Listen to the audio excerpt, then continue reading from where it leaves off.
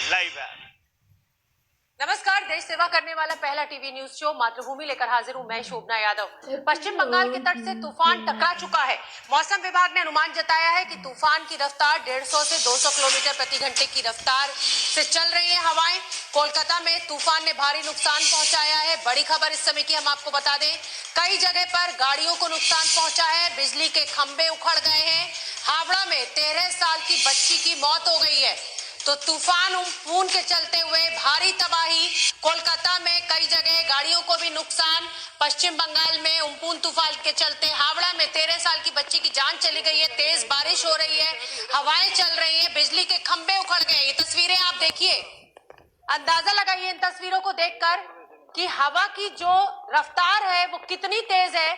बारिश हो रही है, तेज हवाएं चल रही है, बड़े बड़े पेड़ जो है, बड़े बड़े दरख्त वो उखड़ जा रहे हैं, बिजली के खंभे उखड़ गए हैं। 13 साल की बच्ची की मौत हो गई है। तो उम्पुन तूफान पश्चिम बंगाल में कहर बरपा रहा है। ओडिशा के तट पर टकराया, लेकिन ओडिशा में इतनी तबाही नहीं मचाई जितना कि कोलकाता में इस समय हमारे सहयोगी भी मौजूद है। मैं उनका भी रुख करूंगी, प्रकाश सिन्हा, और ये तस्वीरें भी आपको मैं साथ के साथ दिखा रही हूँ। आप देख सकते हैं बड़े बड़े दरख्त उखड़ गए हैं, बिजली के खंभे उखड़ गए हैं, 13 साल की बच्ची की जान चली गई है। हालांकि नेशनल डिजास्टर मैनेजमेंट अथॉरिटी ने तैयारियां पूरी की थी। प्रकाश का मैं रुख कर लेती हूं। प्रकाश, इस समय का क्या अपडेट है? कितनी तेज हवाएं इस समय चल रही हैं और क्या तबाही? देखिए, तबाही का मंजर शुरू हो गया है और मैं आपको बता दूं, हावड़ा में 13 साल की जो बच्ची है उसकी मौत हो गई है।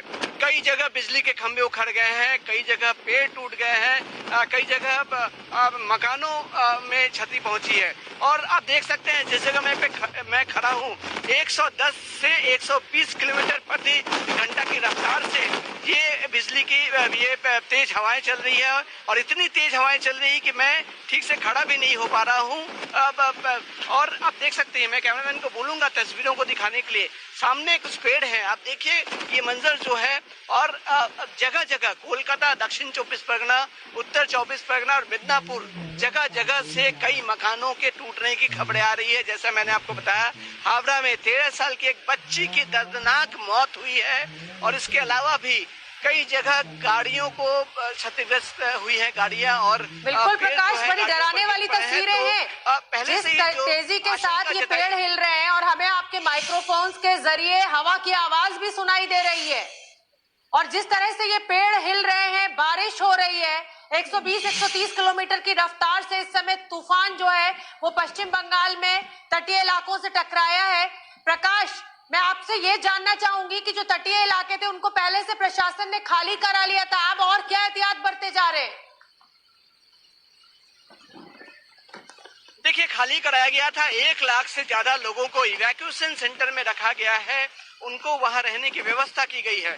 लेकिन जो भारी संख्या में मकान हैं जो समुद्र किनारे और नदी किनारे बसे हुए हैं, वो कई मकान टूट गए हैं। और आप सीधे तौर पर पेड़ों को देखकर आप अंदाजा लगा सकती हैं कि किस तरह से तेज हवाएं चल रही हैं। आप देख सकती हैं मेरे सामने, और मैं जिस जगह पे खड़ा हूँ, खड़े होने में भी मुश्किल हो रही है, पैर जो हैं वो लड़खड़ा रहे हैं। तो कुल मिलाकर कैमरामैन भी काफी मुश्किल से इन तस्वीरों को आप तक पहुंचा रहा है। तो कुल मिलाकर जो आशंका पहले से ही जताई जा रही थी कि नुकसान होगा, तबाही होगी, वैसा ही कुछ तस्वीर अब सामने आ रही है। हावड़ा में 13 साल की बच्ची की मौत हुई है।